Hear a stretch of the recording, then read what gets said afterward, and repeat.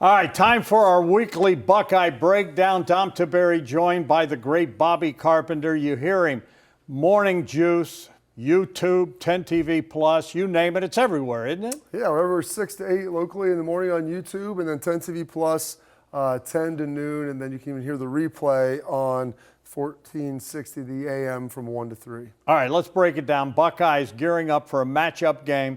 Top-ranked Ohio State heading to Champaign, Illinois. I've been there. It's not one of my favorite places in the world to go to. It always seems like it's flat and windy. It is part of Tornado Alley. I am a fan of Brett Bielema, who's the coach there. I think he's entertaining. I think he's good for college football. Let me ask you right out the bat. They look like garbage against Indiana. That was a fluke. Is that the way you're looking at it? Yeah, Dom, I take that Indiana game. If you're looking at this and saying, what is Illinois? I'd throw that thing in the trash. Not a great indication. They got down, and give a lot of credit to Curt Cignetti, what Indiana did. They put it on them, and they put them on them in a big, big way. Illinois, I think, was ranked 9th at the time. Dropped significantly in the rankings, but have since worked their way back in there because at the beginning of the season, we were talking about this Illinois team potentially being that 4th Big Ten team that could make the playoff. So Brett Bielema, with what he's been able to do, his history in this conference, he took over Wisconsin when I was there for Barry Alvarez. It's the only team that I don't have a winning record against was Wisconsin, and he was part of those teams up there. Very, very good. They love to run the football, get downhill. This Illinois team's a little bit different, though, because of how they've built it. And so if you want to go back and really get a good feel, see what they did against USC. Maybe not the greatest game against Purdue, but they've got a quarterback in Luke Altmaier, Dom, that's a pretty darn good player. Yeah, talk about him. He's already thrown for over 1,500 yards, 12 touchdowns, and now people are hyping him as maybe a Heisman candidate if they can beat Ohio State, which I could see. Well, not see being him, but he would be a candidate if they would beat Ohio State. Absolutely. I mean, it's Ohio State's defense is one of the best, if not the best in the country. Have not yielded double digits in 5 straight games. The record is 6, so they'll be going to tie it here this weekend. But Luke Altmaier moves really well, does a good job. They've got a trio of receivers down. They can push the ball down the field. You go back and watch the USC game. He had a touchdown pass of 25 yards. He had a 61-yarder, so they can really push the football down the field. They beat USC by only 2, but don't be confused about that. They fumbled twice going into the end zone. They've got 2 pretty nice running backs as well. Fagan, who's a bigger, more physical guy that they want to get behind that offensive line, and Valentine, a little smaller, good juice, change of pace guy, but they've got a very, very talented offense. Maybe not great on the offensive line, which has always been Bielema's calling card, but don't let that confuse you. This is going to be the best team Ohio State's played to date. All right, let's also go with a Coach Cooper line. Let's not make them better than they are. And Ohio State's defense, let's face facts, they have not played a defense of this caliber. Is Matt Patricia licking his chops? Because right now it's still early enough in the season.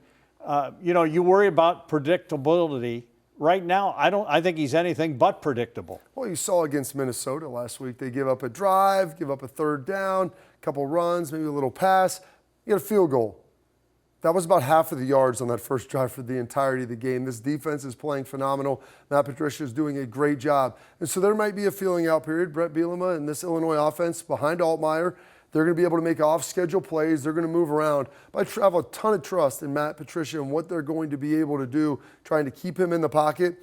You saw what they were able to do, obviously, against Washington and bottle them up. They'll try to do the same thing with that defensive line against Luke Altmaier and then force them to try to get the running game going, which no one's really been able to run it on him, Dom, and their pass defense has been one of the best as well. You know, Ryan Day always talks about he wants his defense affecting the quarterback.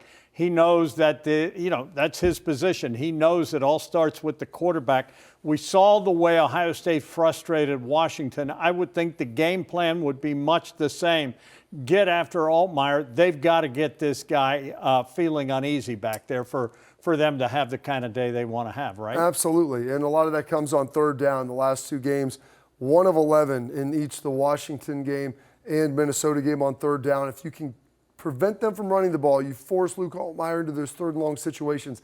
That's when you see Matt Patricia and this defense get really creative, and they're able to get into those 3 down fronts, 4 down fronts, 5 down fronts, mix who's coming, mix in some zone, mix in some man, and you see them really begin to confuse the quarterbacks. So this Ohio State defense has been really sound. And Dom, even look to the other side of the ball. Everybody's tried to kind of play this soft zone against the Buckeyes and said, hey, we'll just give you some short passes. We'll let you run it a little bit. Minnesota tried to do that last weekend. And then all of a sudden, they're like, we got to play man. We're getting gashed. They're running the football on us too much. That's when you saw Carnell Tate come alive. And so I'm curious to see Illinois run some soft zone. They're not a huge man team this week. And there's going to be some gaps in that zone. And Ryan Day, I know, has found those. And they're going to try to push the ball to some of these guys down the field and make sure that they can take advantage of a Carnell Tate, a Brandon Innes, and obviously J.J. Smith. It's like I said to Ryan Day the other day, we are literally watching Julian Sand grow up before our eyes. And every week you see more and more confidence. You talk to his teammates, they say he is now becoming that vocal leader. There's no question who's in charge of the offense is Julian. With that said, what do you think we see out of him this week against Illinois? And does he have the full keys to the car when it comes to this offense? I think he's starting to get them. And you watched against Washington, Ryan started giving him a little bit more. And then last week against Minnesota, I watched him step up in the pocket and throw a strike down the middle of the field to Max Clare and take a nice shot while he did it. And I think that showed Ryan a lot, that he's going to be poised in the pocket. He'll step up. He can take a hit, deliver the football. And so I think you're going to keep watching them build this offense out. They'll take shots if they're going to get him. I think he's starting to take the governor off of this offense a little bit because you finally have a quarterback now. He's got 5 starts under his belt. He has a road start. You're going to be going back to Champaign, which can kind of get a little squirrely for the Buckeyes, Dom. You've been doing this for a while. There's been some weird games over there. Usually doesn't feel quite as intense. Skies are a little gray. It's going to be an 11 a.m. local sleepy start, and so there's always a little worry here. But I think Ryan feels pretty good about him. Yeah, let me ask you about the running back position at Ohio State going into this game. I still think it's going to be running back by committee. Ryan Day told me the other day it's going to be a long season, and nobody takes a pounding like the running backs do. They get hit a lot, and you know, you're trying to keep as fresh a legs out there. And we are seeing them utilize all 3 of these guys. If I thought there was a pecking order right now, it looks like maybe Bo Jackson, then CJ, then Peoples. Is that the way you're seeing it? I think so. I think Bo's kind of been that lead guy. CJ's been a little bit of the short yardage. And then obviously James Peoples has come in, I believe 2 games ago, had 3 catches, also had a couple of carries. And so there's some versatility there. Heck, you might get the chance to see C.J. Donaldson in there with Peoples or Bo Jackson just because of some of the stuff he did at West Virginia and how they're going to be able to utilize those multiple personnel groups with 2 running backs, which is kind of something unique, and it's tough for the defenses to take control of. And there's a freshman, Isaiah West, that I know that they love as well, that they're looking to get out there. So when you have to play 12 regular season games and hopefully a conference championship, and then you watch the 4-game playoff run, there's plenty of touches to go around, Dom, and I don't think Ryan wants to wear anybody out early in the season. I agree 100% with that. As far as the receiver core, my goodness, it's fun to watch. Jeremiah Smith is having a ball because he takes everything as a challenge. You know how competitive that young man is. And if they want to gang up on him, all right, drink your poison. Hello, Carnell Tate, as we saw. Hello, Max Clare. Is this the best receiver core in the country right now, Bob? It's got obviously the best player in Jeremiah Smith, but I think people now have nationally got introduced to Carnell Tate and how good he is. So you've got him, Brandon Innes in the slot, Max Clare, bevy of tight ends, Quincy Porter. There's some young guys that people are starting to find out about. So I believe this is the best receiving core in the country. And the best part about it is it's a selfless group. They play special teams. They block well for each other. They block in the run game. And when you have guys that are able to do all those things, it gives Brian Hartline a lot of versatility. Let's get a lot of guys out there.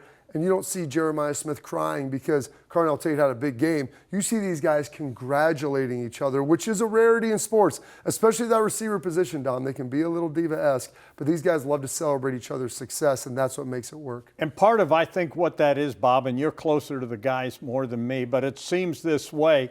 They're chasing history. Ryan Day has not backed up from it. He said he wants to be the first coach. They want to be the first team ever in Ohio State history to win back-to-back national championships. And I think the buy-in factor with these guys is off the charts. It's huge. And a lot of these guys last year, I mean, they played, but especially on the defensive side, maybe they weren't the frontline guys. Even Carnell Tate was kind of the third receiver last year. These guys all want to step up and have this be their own title and to make something their own. And so while Ryan is chasing this, there's a number of guys chasing back-to-back, which has never happened at Ohio State. No other coach outside of Woody's even won 2. So they all understand it. And Ryan, was out there at practice on Tuesday. I mean, they practice with an intensity that is a team that is on a mission. And I know that he prides himself a lot in that. And these guys are really working, not on beating Illinois, but how good can they get each and every game? Yeah, I love the fact that he has embraced that. The other thing that I have noticed this week, he is guarding against any kind of letdown. And it goes back to Woody Hayes, saying, hey, don't listen to compliments. They're trying to make you soft. It goes back to Nick Saban, don't listen to the rat poison. Ryan Day is calling it noise, but he is out front saying, we have not achieved anything, and don't read your paper clippings. Don't listen to it. And he's guarding against a letdown because weird things, as we saw this past weekend, Bob, weird things happen in college football. Ask Texas. Ask Penn State, and Ohio State doesn't want to be the next team. So publicity is poison. It only kills you if you swallow it. So you got to make sure you can take all of that. But then the other piece of it, when you look at this, is these guys understanding that Ryan talks a lot about this. Says, don't put the game at risk. Like, don't let it come down to a situation where you're chasing in the fourth quarter. Don't have that turnover. You've heard him talk about it and reprimand Bo Jackson publicly, reaching for the ball. You're up a couple of scores. What does it matter? You win a dominating game. It could matter in other games, and that's what he's trying to focus on to make sure that it doesn't matter regardless of score. We're going out there and trying to play a perfect game each and every down. Last thing, Ryan's all about not the style points, just win the game, win the game, win the game. With that said, what do you see in this one? And I don't know. I personally think Ohio State could put it on them. I think they can put it on them. I don't know how fast they'll want to play tempo-wise. I don't think anybody really plays Ohio State fast now because they know how hard it is to keep pace. I like Ohio State probably 31-13 in this game. I don't even want to give them that double digit, but I throw a little bit in there to see if it'll happen. But this team can really score, and I don't think Illinois is going to be able to slow them down that much. There you have it, the one and only Bobby Carpenter, Morning Juice, 10 TV, 10 TV Plus, YouTube, The Fan. He is the best. I'm Dom Tiberi. Keep it on, 10 TV Plus, 97.1 The Fan for all your Buckeye coverage needs.